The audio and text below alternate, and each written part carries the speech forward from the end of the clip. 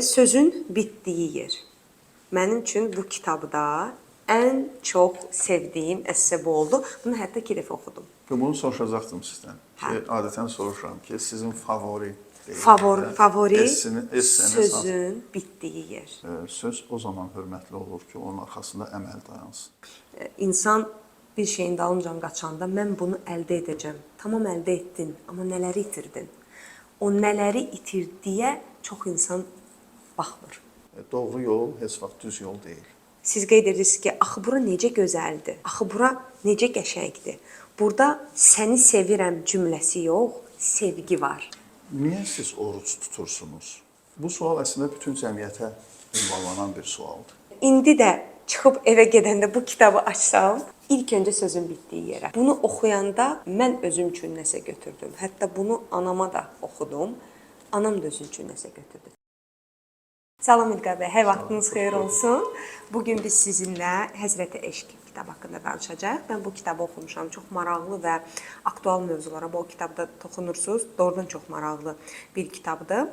Və elə sualları kitabın üzərində yazmışam. Bu sualları mən sizə verəcəm. Həqiqətən kitab çox ürəkdən yazılıb. Yəni mən onu oxuyarkən çox sadə, gözəl bir dildə yazılıb. Yəni hər kəs adi bir, misal üçün, oğluma da oxusam, 7 yaşı var, mən düşünürəm, o da belə başa düşər nə yazılıb. Çox gözəl, çox yüngül və belə deyim, yumuşaq, çox yumuşaq bir dildə yazılıb. Yəni buna görə sizə təşəkkür etmək istərdim. Düşünürəm, burada bir məqam var, keçək kitabın özünə, sobaların tüstüsü haqqında. Ən birinci oxuyanda da bunu oxudum, yəni sırf kitabı açanda ilk öncə bu gedir. Burada qeyd olunub, yəni oruç tutmaq Allahın arzuladığı yerdə, formada, halda olmaqdır. Başqa səbəbə gərək varmı? Və inanın, tüstü onsuz da çıxacaq. Yəni kitabı oxuyan burada biləcək ki, söhbət nədən gedir. Yəni bu pəncərə məsələsi və s. Bu və inanın, tüstüsü onsuz da çıxacaq. Bu haqda heç olmaz biraz açıq məlumat verə bilərdiniz. Mənim üçün maraqlıdır. Elə o yazıda giriş olaraq belə bir söhbət eləmişik. Bir gün uşaqlarla evdə başladıq. O başdan baxdıq. Birdən qəfil ürəyimə gəldi ki, soruşdum ki, indi qalxırsınız o başdana, bu öz-özündə çətin bir prosesdir. Gecənin bu vaxtı, səhərin bu vaxtı, o başdan vaxtı. Niyə siz oruc tutursunuz? Bu sual əslində bütün cəmiyyətə ünvanlanan bir sualdır. Məhz bu yazı ona görə yazılıb ki, bu cəmiyyətin arasında müxtəlif niyyətlər görürsən. Məsələn, kimsə deyir ki, oruç tuturam ki, iradəm möhkəmlənsin, oruç tuturam ki, təmizlənim, durulum və s. və s. Bunlar hamısı özü-özlüyündə gözəl niyyətlərdir. Amma mənim yanaşmamda bunlar tüstüdürlər. Bunlar tüstülərdirlər. O yazıda buna işarə edirəm ki, niyyət ən doğru niyyət, ən kamil niyyət. Mən niyə oruç tuturam sualının cavabında ki, uşaqlar da orada müxtəlif cavablar vermişlər də. Biri deyir ki, maraqlıdır, əyləncəlidir, uşaq indi öz yəni yanaşması belədir ki, maraqlıdır da, birlikdə qalxırıq o başdana, iftar falan. Uşağın niyyəti budur, buna görə oruç tutur. Biri deyir sağlamlıq üçün, biri deyir ki, təmizlənmək üçün filan. Amma ən doğru niyyət burada nədir? Allah əmr edir, mən də onu tuturam. Yəni, Allah istəyir deyə. O istəyir ki, mən bunu edim. Fəlsəfəsi çox da mənə maraqlı deyil. Baxın, doktor Nevzat Tarxan adında bir mütəxəssis var, psixoterapevtdir, Türkiyədə çox məşhurdur. Məsnəvi terapiyası var və s. və s. Çox öyrəniləsi, maraqlı bir insandır. Onun Bakıda bir görüşü var idi, biz Bakıda görüşdük onunla. Orada maraqlı bir təhlil aparmışdı, müxtəlif dövrlərin gənclikləri ilə bağlı. Ki, məsələn, 90-cı illərin gənclikləri necə idi, 2000 illərin gəncliyi necə idi, bütün bu dövrləri görən bir mütəxəssis kimi. Müasir gəncliklə bağlı, məsələn, 90-cı illərlə bağlı deyirdi ki, siyasi gənclik idi. Hər kəs bir yerdə bir partiya yaradırdı, mitinglər, etirazlar və s. və s. belə idi gənclik. Müasir gəncliyi isə Nevzat Tarxan maraqlı bir təlimdə deyirdi ki, müasir gənclik fəlsəfəçi gənclikdir. Fəlsəfəçi. Hər şeyin fəlsəfəsini, dərinliyini axtaran gənclik və Bu hətta deyir ki, dindarların özünə belə sirayət edir. Yəni dindara deyirsən filan şey etmək lazımdır ki, niyə mənim nəsə ağlıma bu batmır, bu belə deyil, elədir. Və buna təpkisini göstərir də, deyir ki, bu doğru deyil. Əslində İslam təlimlərindən bu zidd gələn bir şeydir də. Yəni İslam təslimiyyət dinidir. Bəli, bəzi yerlərdə icazə verilir ki, biz bəzi şeylərin həqiqətini başa düşək, dərinliyini başa düşək, amma insan ümumiyyətlə beyni, insan ağlının gücündə deyil ki, hər şeyin fərqinə varsın, hər şeyin bütün mahiyyətinə, dərinliyinə varsın. Məhz təbii olaraq təslimiyyət yaranır. Təbii olaraq sən bir bütünü görənə, kamil bir varlığa təslim olursan. O sənə deyir, bunu belə etmək lazımdır və sən də deyirsən ki, sən belə demirsənsə, mən bunu edirəm. Tüstü onsuz da çıxacaq. Bu nə deməkdir? Yəni, biz sağlamlığı niyyət eləməsək, sağlam olmayacaq oruç tutanda. Biz iradəli olmağa niyyət eləməsək, iradəli olmayacaq. Bunlar tüstülərdirlər də, bunlar zaten çıxacaqlar. Mən sobanı ona görə qoyuram ki, mən ayı görüm, işığı görüm, mən təbiəti görüm və təbiətin Allahın yaradılışında düşünüm. Yəni, niyyət budur. Tüstü, peçi, sobanı deyir ki, sırf tüstünün çıxması üçün qoymazlar da. Belə niyyətinə soba qoyulmaz. Buradan gəlmişəm ki, yəni bütün digər məsələlər oruçluq ayının kənarında deyilən niyyətlər hamısı yaxşı olsa belə, amma əsl niyyət, ən doğru niyyət bu olmalıdır ki, o istəyib mən tutmuşam da. Vəssalam. Belə bir şey. Tamam, əla. İkinci sualım da nədən ibarətdir? Keçək mənə bax. Burada çox maraqlı bir mövzudur. Mən özüm time management məşğulam. Yəni təlimləri sırf time management üzərindən gedirəm və istəyirəm ki, bunu daha çox araşdırım və s. Çox maraqlı bir məqam var. Ustad bu mənada gözəl demişdi. Dəyərsiz şeylərə ayrıldığınız vaxtı, qiymətli şeylərin vaxtına çalınır. Yəni Xalid Hüseyni demiş, bu dünyada yalnız bir günah var, oğurluq.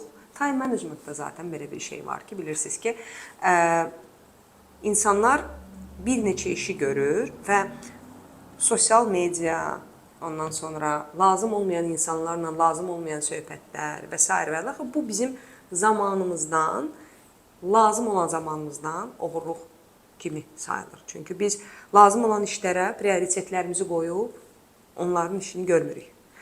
Amma lazım olmayan işlərdə çox vaxt ayırırıq və bu haqda sizin də fikriniz mənə maraqlıdır ki, bu barədə yəni nə düşünürsünüz? Sırf bunu oxusaq, yəni belə deyim, bu essəni oxusaq, sırf buradan.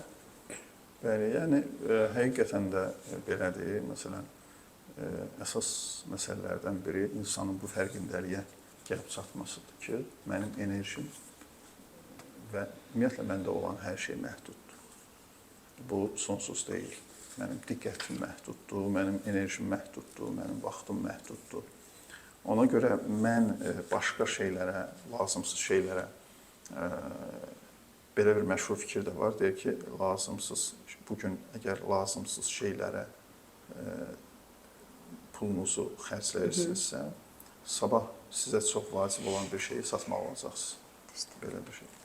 Yəni, həqiqətən də insan enerjisi məhduddur və bu nöqteyi nəzərdən məsələyə yanaşmaq lazımdır ki, çox heyifdir. Deməli, Quran-ı Kərimdə surələrdən biri Əsr surəsidir və orada Allah çox maraqlı formada and içir zamana. Surə belə başlayır, and olsun zamana. Bu, ilahi andlar Quran-ı Kərimdə ümumiyyətlə özü bir dissertasiya mövzusudur ki, Allah nələrə and içib və niyə məhz onlara and içib. Belə yazılar yazılıb, elmi traktatlar var bununla bağlı. Allahın and içdiyi şeylərdən biri də zamandır. And olsun zamana. Ümumiyyətlə, sual, söhbət hansı zamandan gedir? Allah məhz hansı zamana and içib? İkinci sual, olmayıb, bəlkə ümumiyyətlə bəzi fikirlər bundan ibarətdir ki, ümumilikdə zamana and içilib. And olsun zamana, yəni zamanın özünə. Allah zamanın özünə diqqət çəkir. Bir qüdrət sahibi bir şeyə and içirsə, deməli bu əhəmiyyətlidir. Məsələn, Quran-ı Kərimdə Allahın qələmə and içməsi var. 14 əsr bundan əvvəl bu çox əhəmiyyətli idi də. Bəlkə yəni, qəribə bir formada Allah deyir ki, and olsun qələmə. Burada deyir, and olsun zamana və bizim diqqətimizi zaman çəkir. Ki, zaman çox mühümdür, çox vacibdir və biz onu necə gəldi xərcləyirik. Biz ən böyük sərvətimizi necə gəldi paylayırıq, dağıdırıq, hara gəldi və nəticə etibarilə biz onu bir kapitala çevirə bilmirik. Məsələn, zamanı xərcləyərək əvəzində nəsə qazana bilmirik. Məşhur belə bir film də var, In Time adında. Türkçə tərcüməsi Zamana Qarşı adında. Çox maraqlı bir filmdir. O da fantastik janrda çəkilmiş filmdir. Qeyd edin, baxmaq üçün. Orada düşünün, hər kəsin qolunda bir saat var. O zaman deposudur sanki. Və hər şey zamanlandı. Yəni, insan gedirsə mağazaya, o saatından vurursan, məsələn, 5 dəqiqə zamana bir çörək alırsan, tutalım. Bütün ərzaq məhsullarını zamanla alırsan və zaman üstündə gedən davalar, bir-birindən zaman oğurluqları və s. çox maraqlı, həqiqətən də bir filmdir. Orada insanın, yenə də o film nəyə istiqamətləndir? İnsanın diqqətini zamana çəksin.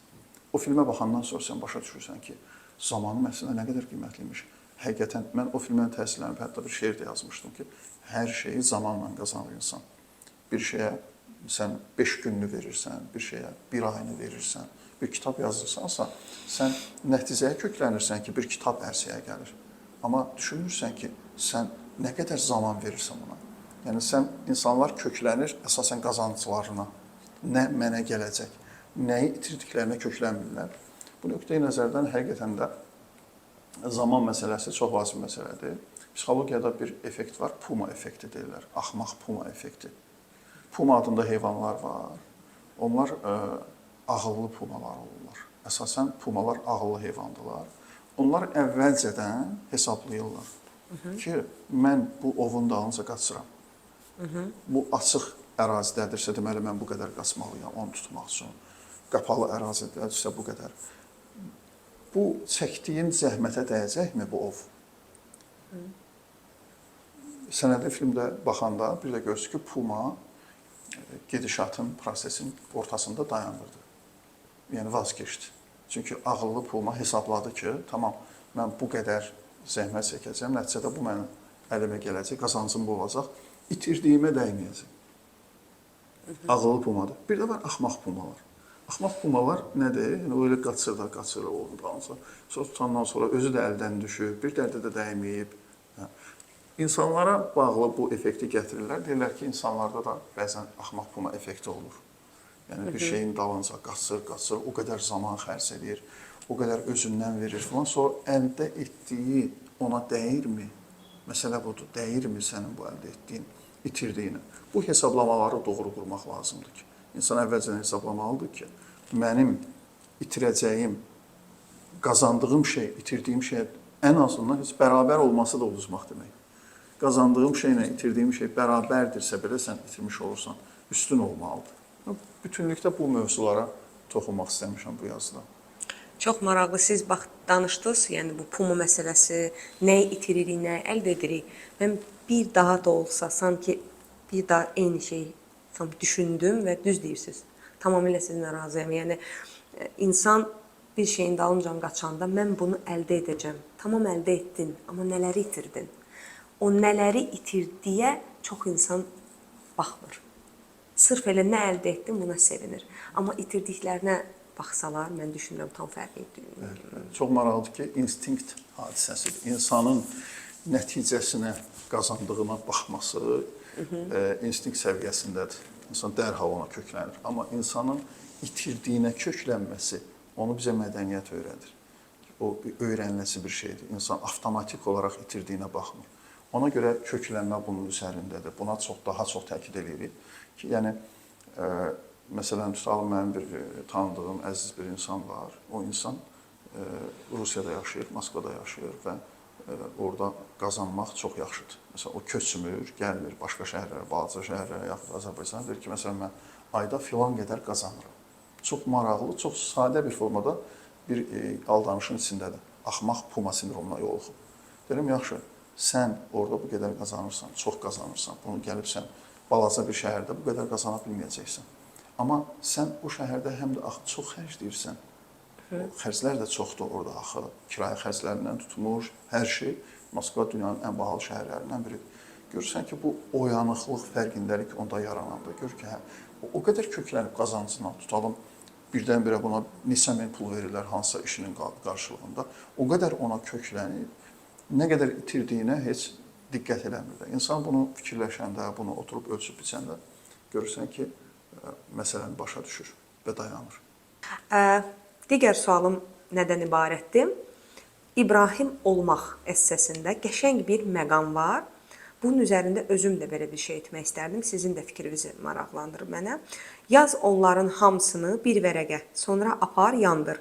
Quş kimi olacaqsan. Yəni bütün istəklərimi, neqativliyimi mən vərəqin üstünə yazıb sonra onu yandırmalıyam və bu haqda çox maraqlı bir istəyirəm sizdən bir komment alım. Ümumiyyətlə biz terapiyalarımızda və kitablarımızda da bu haqda yazırıq, yazmalıyıq. İnsanın yazı ilə ünsiyyəti, insanın yazı ilə ünsiyyəti dərinləşməlidir. Mən həmişə deyirəm ki, bütün uğurlu insanların əlində dəftər, qələm gördüm. Onlar heç vaxt beyinlərinə arxayın olmadılar. İbtidai bir insan, görürsən, xırda bir adamdır, məsələn, müəyyən işlər görür filan. Sən onu deyəndə bunu deyir ki, müəllim, hər şey beynimdədir də, mən filan. Hətta tapşırıq verəndə get yaz, deyir ki, müəllim, gəlir növbəti terapiyaya, deyir ki, mən beynimdə bunları belə elədim. Deyirəm ki, yox, dəftər, qələm, yazı. Biz beynimizə kənardan baxa bilmirik. İnsan beyninə kənardan baxa bilmir. İnsan beyninə kənardan baxmağın ən maraqlı yollarından biri yazmaqdır. Biz yazaraq, əslində beynimizin şəklini çəkirik də, o ürəyin kardioqrammasında olur və dalğalar. Yazı buna görə mühümdür ki, insan gördüyü şeyi daha rahat, daha asan kontrol edə bilir. Biz yazıda fikirlərimizi görürük, beynimizdəki fikirləri. Sanki beynimizin bu formada kontrolu daha uyğundur, daha effektivdir.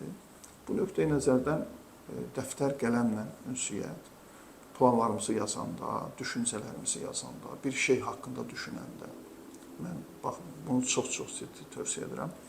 Probleminizi yazırsınız və üzərinə baxıb düşünürsünüz. Yaxud da ki, problem beyninizdədir və o haqda düşünürsünüz. Tamam fərqli effektdir. Problemi yazırsınız. Olur ki, mən bəzən yazılarla bağlı dedim ki, düşünürəm, çox vaxt sərf edirəm düşünməyə. O düşünmə olur ki, belə olur. Hansısa bir fikri, hansısa o nüvə fikir ki, beynimə gəlir. Bir yazıda xüsusi bir nüvə olur, bir fikir olur ki, bütünlüklə yazı onun ətrafında formalaşır, o fikrin ətrafında. O yazını, o fikri yazırsan və onun üzərinə baxaraq düşünürsən. O yazının üzərinə bax. Psixologiyada lazer effekti deyilən bir şey var. Mübarək ayda danışılıqda biraz bu tərəfinə də işin toxunaq. Tövsiyə olunur ki, hətta insan günahlarına belə yazsın və baxsın. Düşünsün. Baxsın, düşünsün. Günahlardan təmizlənmə üçün lazer effekti. Hətta bu günahla qurtulma, bu günahdan təmizlənmə üçün də maraqlı bir effekt. İnsan öz günahına baxaraq düşünsə onun üzərində, ondan təmizlənmə, ondan arınma daha rahat insana başa gələ bilər. Nəinki o mənim beynimdədir, zehnimin bir guşəsindədir. Ona görə negativ fikirlərdən qurtulmaq, beyində olan narahatlıqlardan, hansısa fikirlər, bədbinliklər və s. Bir yolu budur ki, deyirsən ki, bu haqda düşünmür. O da deyir ki, yaxşı, mən düşünmərəm. Bir yolu da daha effektiv yol budur ki, kitab ona işarə edir. Sən o fikirlərin hamısını yazırsan, qəşəng. Sonra qatlayırsan, aparırsan belə yandırırsan. Çox qəribə bir formada daha effektiv olur. Sanki insan nəsə etdi də, insan belə bir varlıqdır. Mən o fikirləri beynimdən qovalamaq üçün nəsə etdim. Yaxud da mən bəzən terapiyalarda tövsiyə edəndə, hətta gülür də pasiyent. Tutalım deyirəm ki, pəncərəni aç. Sonra əlinə bir dənə palaz götür. O ağcaqanadı evdən necə qovurlar, milçəyi evdən necə qovurlar. O formada o yanlış fikirləri qovala evdən. Deməlim, dəli deyəcəklər kənardan, terapiya yoxdur, desinlər də. Bu formada sən fiziki olaraq o Michio Kaku var, dünyanın ən ağıllı adamı seçildi. Maraqlı 11 fikri var insanlarla bağlı. Bir kitabı Azərbaycan dilində də tərcümə olunub. Onun prinsiplərindən biri mağara insan prinsipidir. Mağara insan prinsipi nədir? İnsan nə qədər müasirləşsə də zahirən, bu hamısı zahir plastdadır. Alt qatda insan mağara insanıdır. Bir zamanlar tutalım, mütəfəkkirlər, fikir adamlarını qorxutdu virtuallaşma. Sosial şəbəkələr yanında insanlar, düşüncə adamları fikirləşdilər ki, insanların sosial ünsiyyəti azalacaq, təcrid olunacaqlar, cəmiyyət məhv olacaq filan. Amma mağara insan prinsipi bunu izah edir ki, o müvəqqəti bir period idi. Sonra insanlar əksinə sosial şəbəkələrdən mağara insanı toxunmadan, ünsiyyətdə olmadan, tet-a-tet canlı ünsiyyətdə olmadan o doyumu ala bilmir də. Nə qədər virtual ünsiyyət. O bir period üçün idi. Sonradan yenidən insanlar başladılar görüşməyə filan. Bu nöqteyi nəzərdən həqiqətən də insan fikirlərini yazanda, negativlərini yazanda onun üzərində köklənmə imkanları daha yaxşı olur və onu üzərindən təmizləmə imkanları daha effektiv olur. Bu nöqteyi nəzərdən işarə eləmişəm. Yəni düşünürəm hansısa bir neqativ ya və yaxud siz demişkən günahını belə yazıb, onu düşünüb, ondan nəsə bir ibrət götürüb özünə ki, Ləman, misal üçün özüm bunu betə etmə, bunu belə et və s. Onu götürüb yeni bir informasiya, xoş bir informasiyanı özünə götürüb qalan o negativi yandırmaqda olar. Yəni sanki elə bir effekt alınsın. Yəni mən öz etdiyimi etdim, informasiyamı götürdüm, bir də bu etməyəcəm, ona görə etdiyimi də yandırıram. Yəni sanki bir yeni vərəq kimi. Belə bir şeydə eyni effekti mən düşünürəm ki, verər. Bu da maraqlı yoldur. Maraqlı. Mən düşünürəm mənə uyğun olaraq, özümə uyğun olaraq belə digər məsələlərdən də danışmaq istəyirəm. Burada bir qəşəng bir məqam var, hansı ki siz qəlbimizin gerçək sahibi haqqında bayram yazısı yazmısınız. Doktor məsələsi. Şir ürəyimi yeyib bu doktor. İlahi, böyük auditoriya qarşısında birdən-birə başlayarsan ki, hər qadının 3 kişisi olur adətən. Salon coşmazmı? Lakin itirmir özünü. Adam sakitcə fikrini izah edir. Biri beynində, biri qəlbində, biri isə yanında. Bu haqda sizin fikriniz çox maraqlı olardı. Yəni, daha ətraflı danışsanız çox maraqlı olar. Çünki mənim üçün bir qadın kimi çox maraqlıdır sizin fikriniz. Həm psixoloq kimi, həm bunu yazar kimi, həm kişi kimi maraqlıdır ki, siz nə haqda düşünürsünüz? Yəni bunu yazarkən nəyi nəzərdə tuturdunuz? Bəli, yəni orada həqiqətən qəşəng mövzulardan biri odur ki, insanın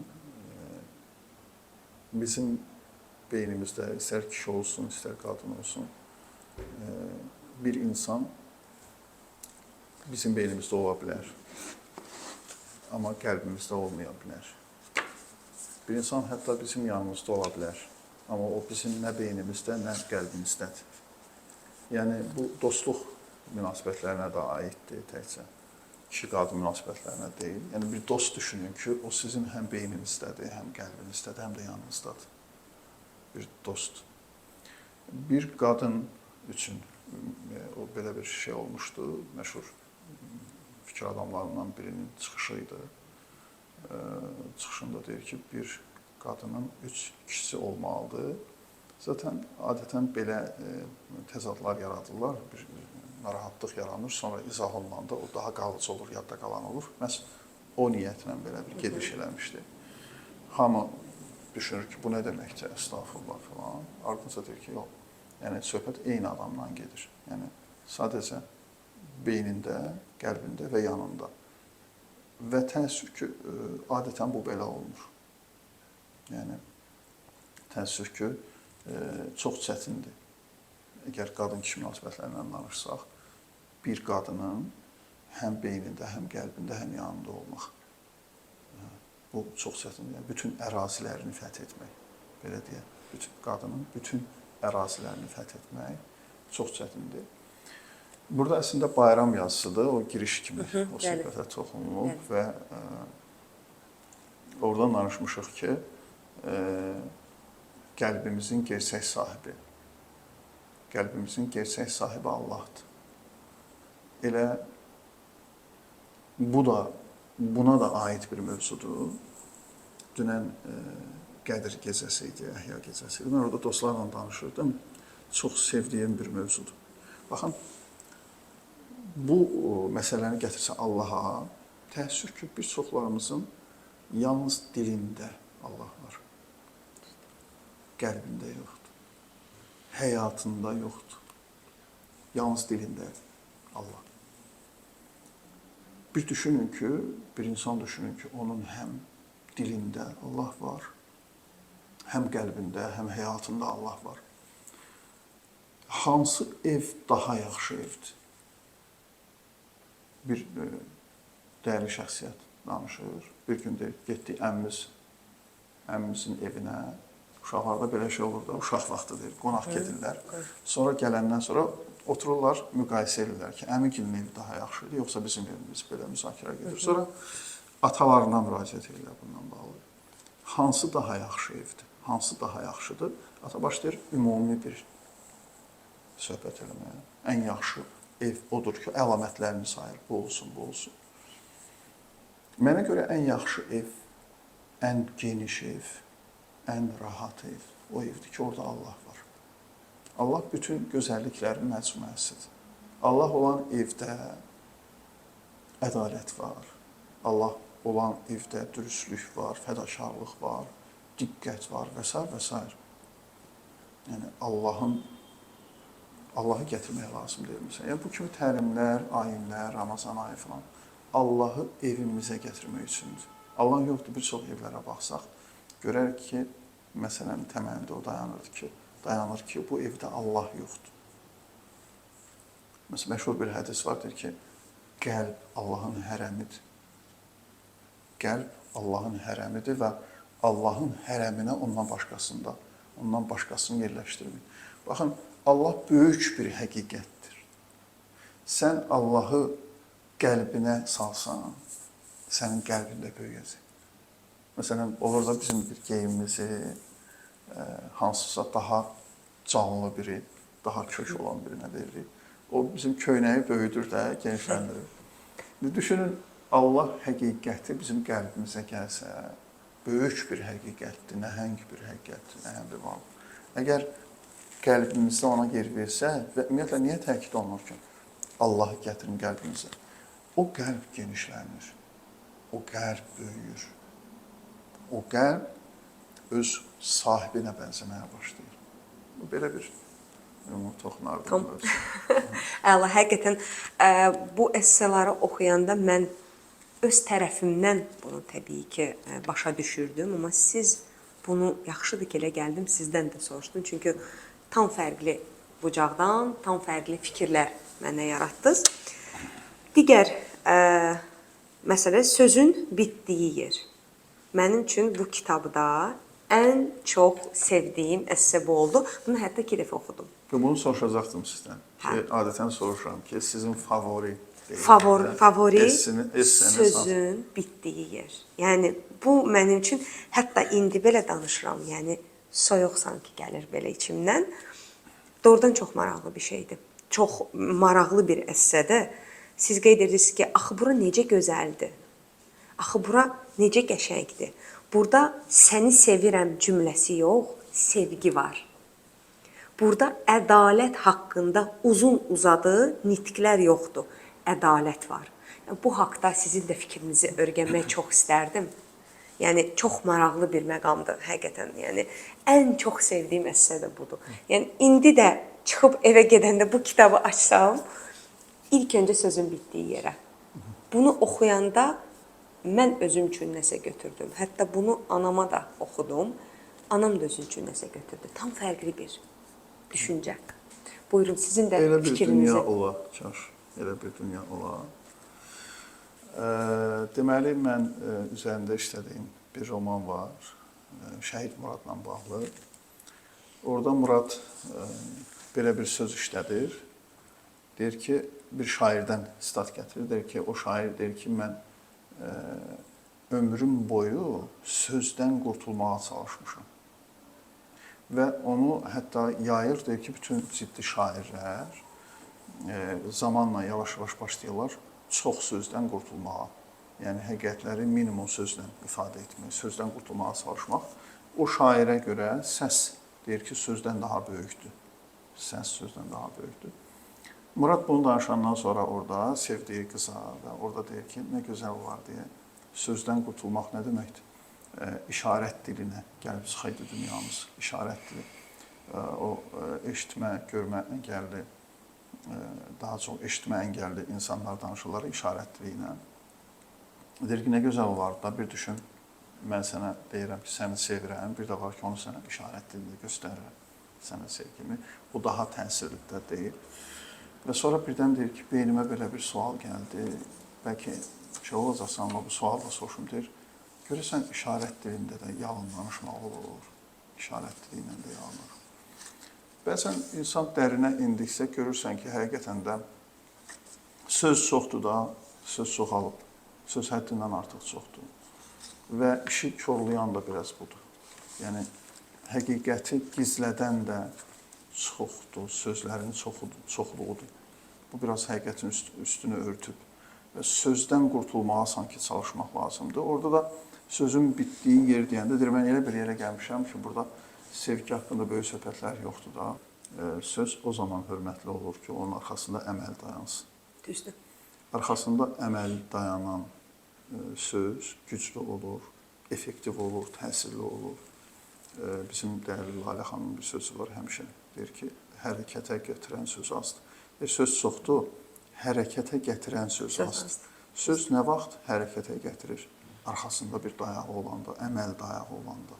Bir insan görürsən, onun əməli də varsa, tətbiq adamıdırsa, onun sözünün çəkisi daha çox olur. Nəinki, yəni, əməli olmayan adamın sözünün çəkisi. Ona görə sözə hörmətini geri qaytarmaq lazımdır. Həm əməllə, həm ümumiyyətlə, hətta əməl sahibi belə çox danışsa, o hörmətdən, qiymətdən düşür də, sözün çəkisi geri qaytarmaq lazımdır. Tam doğru. Maraqlı bir əsərlərdən də birisi Günəşin həsrəti.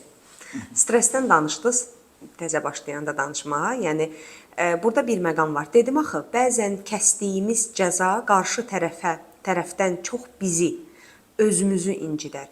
Dərhal peşman olar, dayandırarıq cəzanı, elə üzr də istəyərik. Üstəlik, mən sənsiz dözmədim, məni bağışla.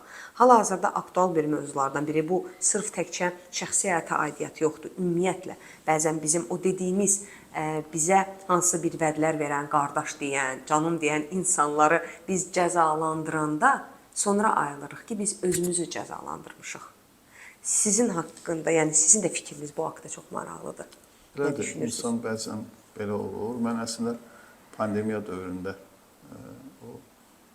belə bir yazı yazmışdım ki, tutalım, əgər doğrudan da ehtimallardan biri bu idi ki, pandemiya, bu virus təbiətin insanı cəzalandırmasıdır. Təbiət insanı cəzalandırır.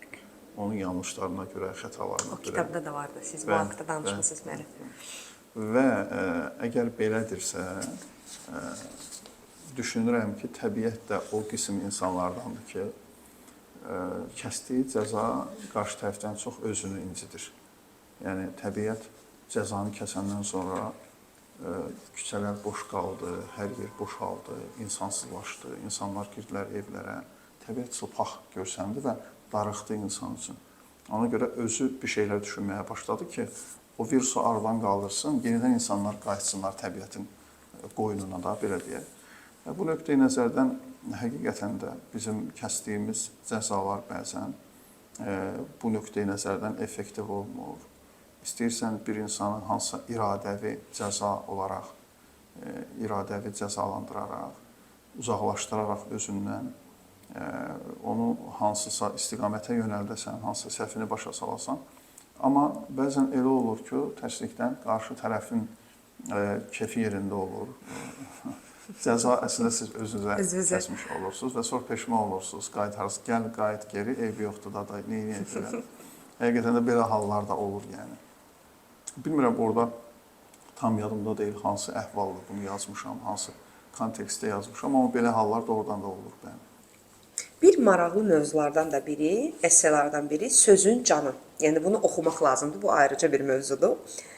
İndi siz təsəvvür edin. Bir ustad öz tələbəsinə deyir: Zərəbə Zeydun əmrən. Zeyd əmri vurdu. Tələbə qardaşın qeyrət damarı tutmur, bəs. Xeyr ola, qələt elədi vurdu. Dərəbəylikdir bəyəm? Ustad qayıdır deyir ki, yox bala, məsələ elə deyil. Heç kim heç kimi vurmayıb. Mən sadəcə bu misalla sənə çox vacib qaydalar öyrətmək istəyirəm. Şagird müəllimin sözünü kəsir. Ay sağ olun, vurmasın zaten. Zamanə korlanıb. Elə kimin kimə gücü çatır, vurur.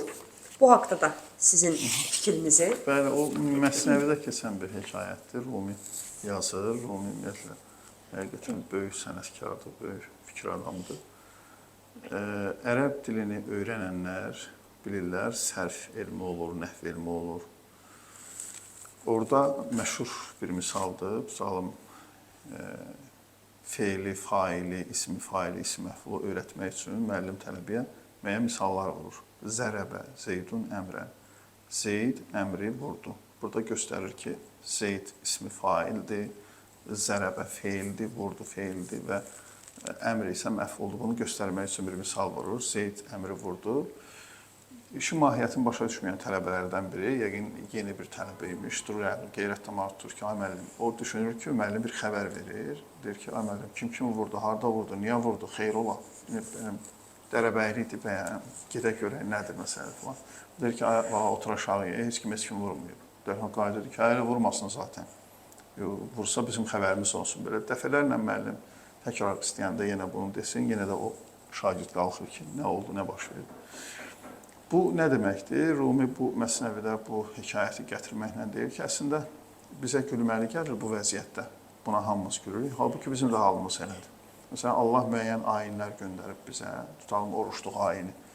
Bu ayinlə, bu ayini bizə vacib etməklə əslində bir sözü var bizə. Nəsə bir şey öyrətmək istəyir. Əslində nəsə bir şey öyrətmək istəyir. Amma biz nə edirik? O tələbə kimi davranırıq. İlişib elə detallarda qalırıq, elə mənasız şeylərdə qalırıq. Əsl mesajını, əsl o şeyi ki, o qaydanı ki, Allah bizə öyrətmək istəyir, ondan bixəbər oluruq. Yəni, onu tapa bilmirik. Bu yazı onun üzərində qurulur ki, yaxşı, tutalım, Ramazan ayının əsl mesajı nədir, əsl sözü nədir? Allah bu ayini bizə vacib etməklə bizə nə öyrətmək istəyir, hansı qaydanı, hansı qanunu. Bax, yazıram o essedə ki, bu haqda düşünmək belə ibadətdir.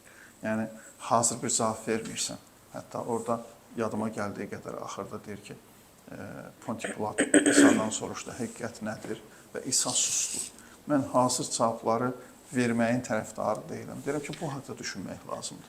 Yaxşı, olmayıb biz də o vəziyyətdəyik, o tələbənin vəziyyətindəyik. Allah bizə xüsusi nələrsə öyrətmək istəyir bu ayinlə. Təkcə heç o Ramazanı nəzərdə tutmayaq. Bütün o şeylər ki, Allah bizdən istəyib. Nəsə xüsusi bir şey, qayda öyrətmək istəyir əslində bizə. Biz isə ilişib qalmışıq işarətdə. Deyir, barmağı göstərirsən, barmağının hansısa tərəfi göstərirsən, insan ilişib qalır sənin barmağında.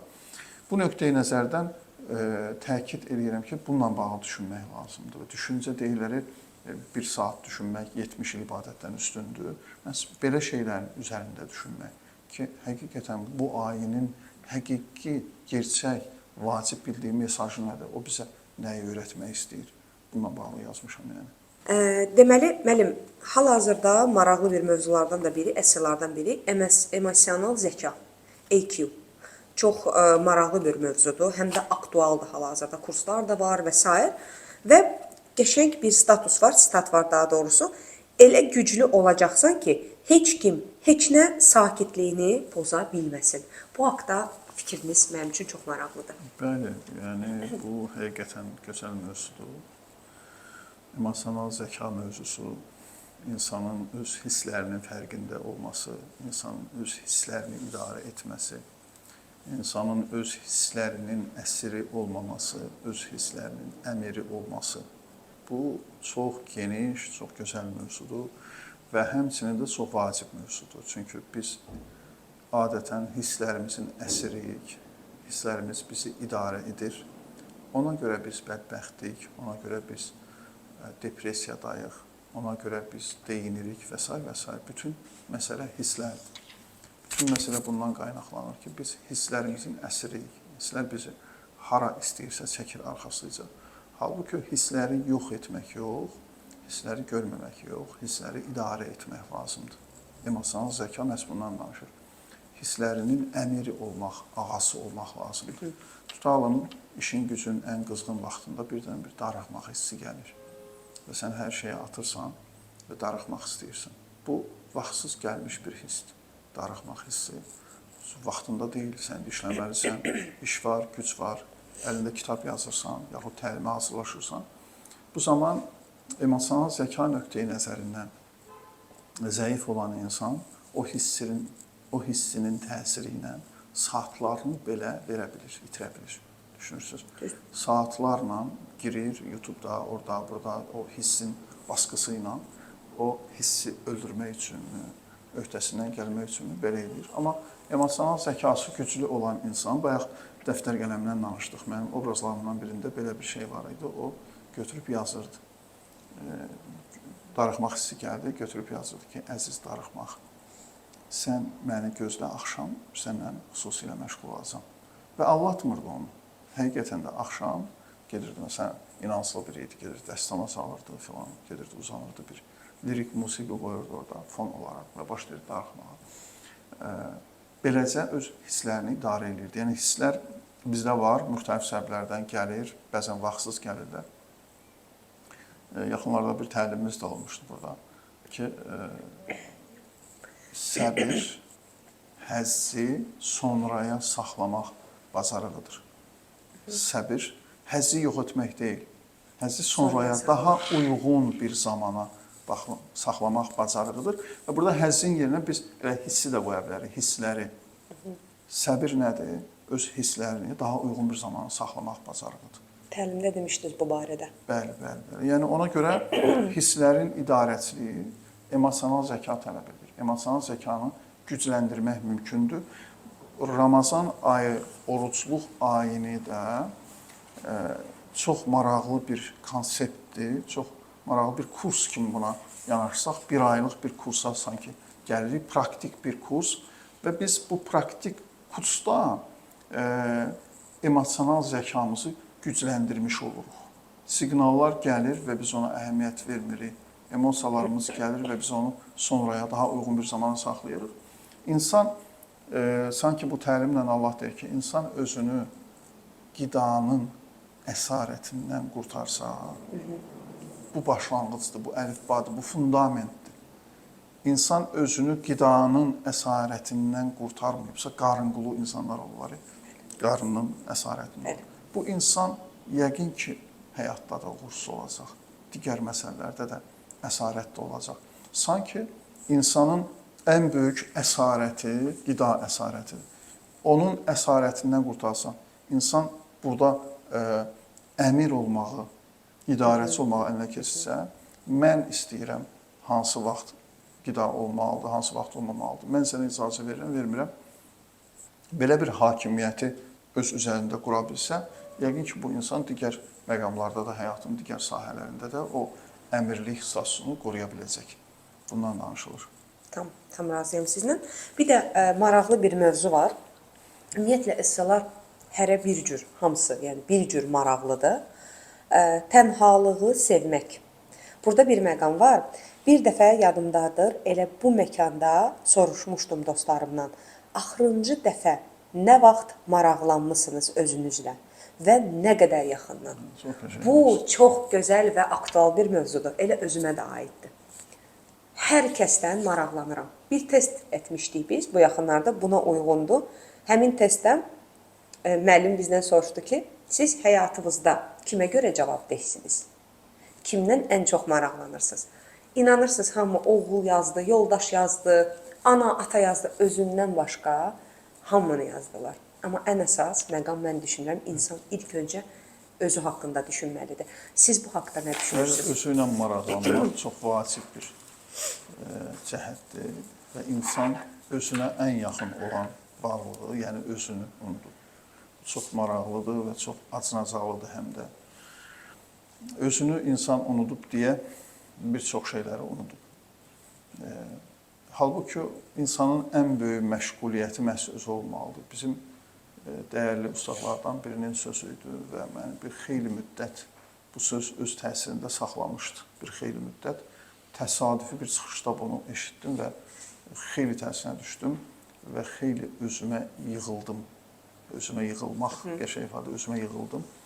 O söz nə idi? Ustad dedi ki, mən düşünürəm ki, maarifçinin, yazıcının, nə bilim, ictimai xadimin, xətibin, ruhaninin, ilahiyyatçının və s. və s. və s. Bunların 90% işi özü ilə olmalı. 10% cəmiyyətinə. Çox maraqlıdır. 90% öz üzərində çalışmalıdır. 10% cəmiyyətdən. Bu məni o qədər silkələdi. Mən gördüm ki, həqiqətən məndə balans pozulub da illər əvvəl və bu məni özümə yıxdı. Mən başa düşdüm ki, yox, bu faiz nisbəti belə dəyişməlidir. 90% özündən, 10% cəmiyyətlə məşğul olmaq. Halbuki həmən dövrlərdə bəlkə 60-ın 40-a, 70-in 30-a cəmiyyətə uduzurdum mən. Yəni daha çox insanları düşündürmək, insanlara məşğul olmaq, insanlara kömək etmək və s. və s. Özü ilə öz məşğuliyyətin, yəni burada söhbət eqoizmdən getmir ha. Təbii ki, aydındır bu məsələ. Söhbət öz qüsurlarından məşğul olmaq, özünü yaxından tanımaq, özünü dərindən tanımaq. Burada çox maraqlı bir kitab var, gəlmişkən tövsiyə edərdim. Self-Determination Theory, öz təyin nəzəriyyəsi. Və müəllif, həm müəllif yazıb bu kitabı, Edward Deji, həm müəlliflərdən biridir. Richard Ryan və Edward Deji. Bu kitabda, baxın, biz ümumi danışırıq, bəzi mətləblər bizdə, ümumiyyətlə, şərq dünyasında ümumilik çoxdur. Məsələn, deyir ki, özündən bixəbər, qafil oyan, özünü tanımaq, özünə qayıtmaq. Yaxşı, mən özümü tanıyım, necə tanıyım? Nə deməkdir özünü tanımaq? Hansı insan özündə nəyi bilsə özünü tanımış sayılar? Biz nələri bilmərik? Edward Deji o kitabında bütün bunları araşdırır. Deyir ki, bu ümumi məsələ, mücərrəd anlayış açılmalıdır. Məsələn, orada bəhslərdən biri budur. Məni motivasiya edən şey nədir? Məni həvəsləndirən, mənə təkan verən şey nədir? Bu fərqli şeylər ola bilərlər və insana görə dəyişə bilər. Məsələn, podkast çəkişlərindən birində tanınmış adamlarından biri deyirdi ki, danışırdı ki, deyir, siz necə olur həmişə hərəkətdəsiz? Aparıcı soruşur, daim hərəkətdəsiz, daim dayanmırsınız, daim. Ümumiyyətlə, dayananda nə edirsiniz? Necə davam edirsiniz? Baxdı, belə dedi ki, borc götürür, borca girir. Qəribədir deyilən, borcun altında qala bilmirəm, belə bir travmam var, nəyim var, borc altında qala bilmirəm. Elə ki, gördüm dayanıram, dərhal özümü borca salıram və dayanmadan başlayıram çalışmağa. Yaxud başqa bir oponent deyirdi ki, iş adamı deyirdi ki, məni motivasiya edən şey acıqdır. Məsələn, siz mənə deyir, saatlarla deyir ki, sən oğulsan, sən bacaracaqsan və mənə təsir etməyəcək. Amma deyir ki, hər şey sənin əlindən gəlməz bu iş. Bu sənlik deyil bu məsələ. Deyir ki, mən orada bir alçağa düşürəm və sübut eləməliyəm ki. Edward Deji deyir ki, insan özünə nə təkan verər mənə, məni motivasiya edən şey nədir, mənim travmalarım nədir? Bir cütlük gəlmişdi terapiyaya. Onlar öz uğur hekayələrini deyirlər ki, çox uğurlu cütlük, çox yaxşıyıq, çox beləyik filan. Niyə? Səbəb. Ona görə ki, biz bir-birimizin hansı rəngi sevdiyini bilirik, yəni bir-birimizin hansı yeməyi xoşladığını bilirik. Bunlar bayağı şeylərdir. Dedi ki, çünki biz bir-birimizin travmalarından xəbərdarıq. Bir-birinin travmalarından xəbərdarıq deyə biz ora basmırıq, yaxud səhvən ora basanda dərhal o qeyri-adekvat reaksiyanı bilirik səbəbini. Çünki mən yaraya basmışam.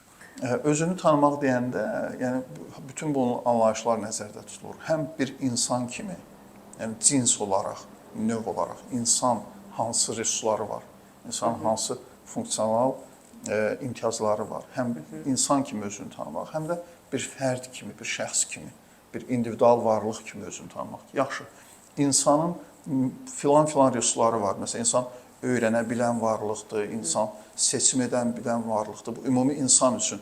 Yaxşı, bəs mənim üstünlüyüm nədir? Mənim resurslarım nədir? Bir İlqar olaraq, məsələn siz olaraq mənim şəxsi əsas resurslarım nədir? Yaralarım nədir? Narahatlıqlarım nədir və s. İnsan bütün bunları öyrənəndə özünü tanımış olur, özündən baxəbər olur. Bunun üçün də yol özü ilə məşğul olmaqdır. Axşam-axşam, gecə-gecə bir şeir yazmışdım. Özümü axtarıram. Düşüb küçə-küçə özümü axtarıram. Orada deyir ki, hədələyir, deyir ki, onu tapsam belə eləyəcəm, elə eləyəcəm. Yoxdur da, hardadır bu? Axşam-axşam küçə-küçə özümü axtarıram. Üzərimdən keçə-keçə özümü axtarıram. Bəzən də üzərindən keçə, insan üzərindən keçə-keçə özünü axtarır. Xəbəri deyir ki, bu tapdadığım özümdür, ayağımın altında qalmışam. Özünlə məşğuliyyət bütün bunları aşkarlayır. İnsan özünü tapır, özünü tanıyır. Ona görə düşünürəm ki, burada dəyərli şairimiz Ramiz Rövşənin bir şeirindən bəlkə də söhbətimizi yekunlaşdırmaq olardı. Çox sevirəm bu şeirdir ki, yoğurdum, yapdım özünü, doğradım, çapdım özümü, yaxud belə doğradım, çapdım özümü, yoğurdum, yapdım özümü, nə yaxşı tapdım özümü, böyrümdən ötüb keçmədim. Nə yaxşı tapdım özümü, böyrümdən ötüb keçmədim. Təşəkkür edirəm İlqar bəy, çox sağ olun. Çox maraqlı bir görüş oldu, çox maraqlı bir mövzulara toxunduq və bir daha çox şadam ki, mən bu kitabı həqiqətən oxudum. Özüm üçün bir çox maraqlı mövzuları tapdım. Bilmədiyimi də bildim, öyrənmədiyimi də öyrəndim. Sizə də minnətdaram. Ümid edirəm, romanınız tez bir zamanda işıq üzü görəcək və onu da inşallah müzakirə edəcək. Təşəkkür edirəm bir daha. Mən təşəkkür edirəm. Mən təşəkkür edirəm maraqlı müzakirə üçün və düşünürəm ki, doymadıq bu söhbətdən, amma müəyyən şeylər danışmağa çalışdıq. O Arif Bilevin məşhur sözü var, sualı bilmirəm, ətrafında danışaq. Sizin verdiyiniz sualları mən ətrafında bir şeylər danışmağa çalışdım. Ümid edirəm, həm sizin üçün, həm tamaşaçılar üçün maraqlı, faydalı bir veriliş olacaq. Minnətdaram, çox sağ olun. Təşəkkür edirəm, sağ olun.